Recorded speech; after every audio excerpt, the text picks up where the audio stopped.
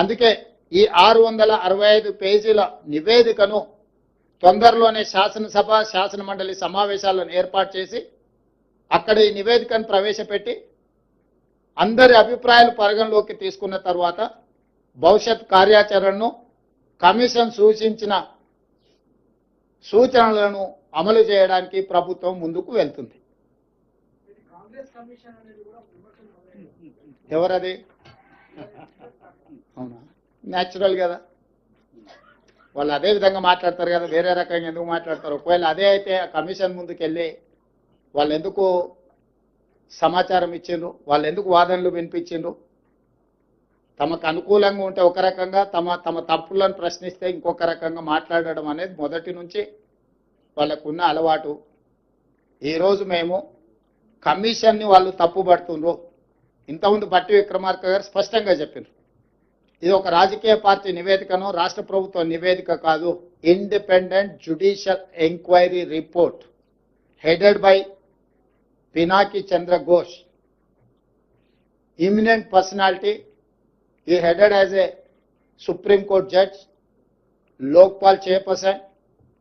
ఇలాంటి ప్రధానమైన బాధ్యతలు నిర్వహించిన వ్యక్తి 16 నెలలు అందరికి అవకాశం ఇచ్చి వాళ్ళు చెప్పుకోవడానికి అందరికీ సమానమైన అవకాశాలు కల్పించి రోజు నివేదిక ఇచ్చిండు. కాబట్టి ఆ నివేదిక మీద ఇంకా ఎవరు ఏ రకంగా మాట్లాడతారు, ఏ రకంగా విశ్లేషణ ఇస్తారు అనేది వాళ్ళ విజ్ఞతకే నేను వదిలేస్తున్నా.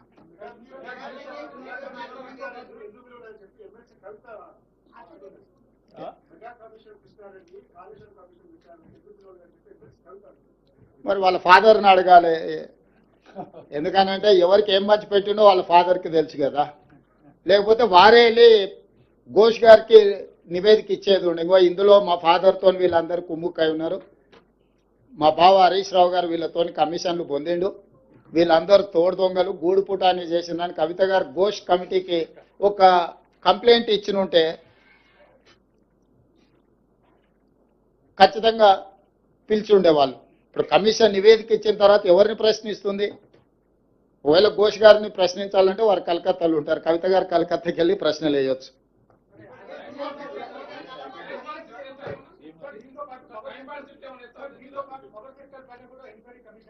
ఉన్నది ఈ రోజు. ఇప్పుడు రాహుల్ దీనికి కన్ఫైన్ అవుదాం.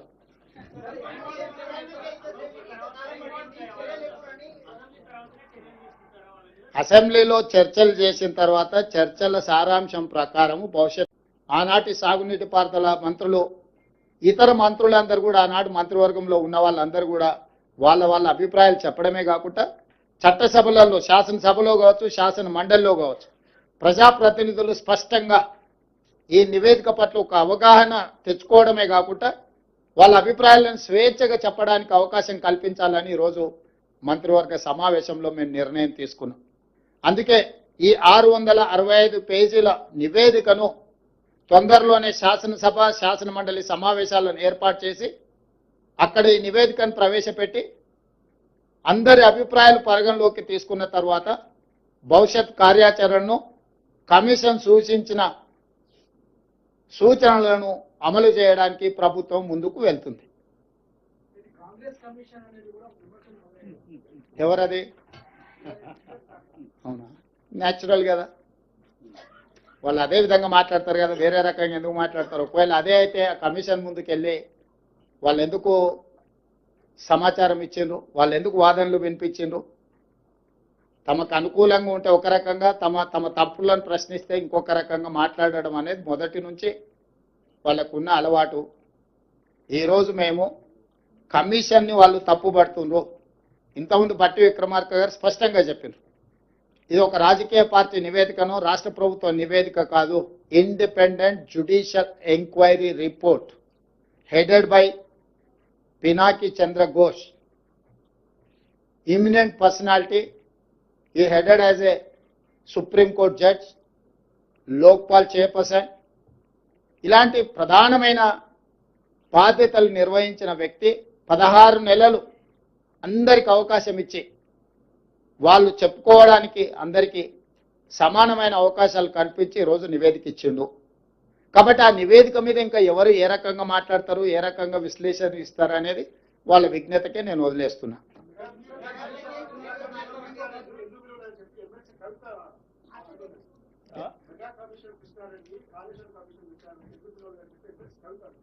మరి వాళ్ళ ఫాదర్ని అడగాలి.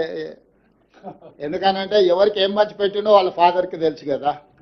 లేకపోతే వారే వెళ్ళి ఘోష్ గారికి నివేదిక ఇచ్చేది ఉండే, ఇంకో ఇందులో మా ఫాదర్తో వీళ్ళందరూ కుమ్ముక్కై ఉన్నారు, మా బావ హరీష్ రావు గారు వీళ్ళతో కమిషన్లు పొందిండు, వీళ్ళందరూ తోడు దొంగలు గూడు పుటాన్ని చేసిందని కవిత గారు ఘోష్ కమిటీకి ఒక కంప్లైంట్ ఇచ్చిన ఉంటే ఖచ్చితంగా పిలిచి ఉండేవాళ్ళు. ఇప్పుడు కమిషన్ నివేదిక ఇచ్చిన తర్వాత ఎవరిని ప్రశ్నిస్తుంది? ఒకవేళ ఘోష్ గారిని ప్రశ్నించాలంటే వారు కలకత్తాలో ఉంటారు, కవిత గారు కలకత్తాకి వెళ్ళి ప్రశ్నలు వేయొచ్చు.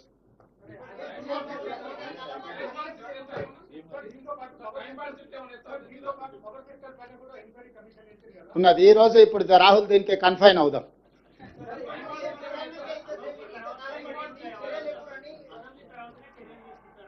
అసెంబ్లీలో చర్చలు చేసిన తర్వాత చర్చల సారాంశం ప్రకారం భవిష్యత్ ఆనాటి సాగునీటి పారుదల మంత్రులు, ఇతర మంత్రులందరూ కూడా ఆనాటి మంత్రివర్గంలో ఉన్న వాళ్ళందరూ కూడా వాళ్ళ అభిప్రాయాలు చెప్పడమే కాకుండా చట్టసభలలో, శాసనసభలో కావచ్చు, శాసన మండలిలో కావచ్చు, ప్రజాప్రతినిధులు స్పష్టంగా ఈ నివేదిక పట్ల ఒక అవగాహన తెచ్చుకోవడమే కాకుండా వాళ్ళ అభిప్రాయాలను స్వేచ్ఛగా చెప్పడానికి అవకాశం కల్పించాలని ఈరోజు మంత్రివర్గ సమావేశంలో మేము నిర్ణయం తీసుకున్నాం.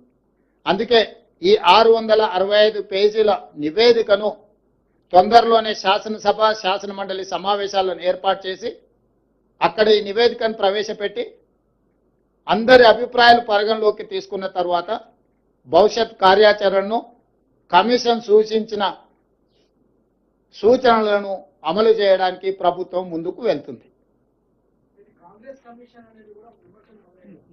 ఎవరది?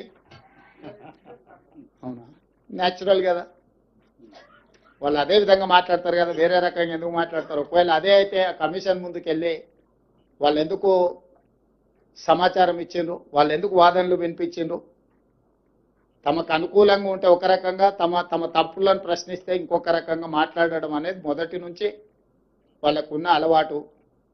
ఈరోజు మేము కమిషన్ని వాళ్ళు తప్పుపడుతుండ్రు. ఇంతకుముందు బట్టి విక్రమార్క గారు స్పష్టంగా చెప్పారు, ఇది ఒక రాజకీయ పార్టీ నివేదికను, రాష్ట్ర ప్రభుత్వ నివేదిక కాదు, independent judicial enquiry report headed by Pinaki Chandra Ghosh, imminent personality. He headed as a Supreme Court judge, Lokpal chairperson, ఇలాంటి ప్రధానమైన బాధ్యతలు నిర్వహించిన వ్యక్తి 16 నెలలు అందరికి అవకాశం ఇచ్చి వాళ్ళు చెప్పుకోవడానికి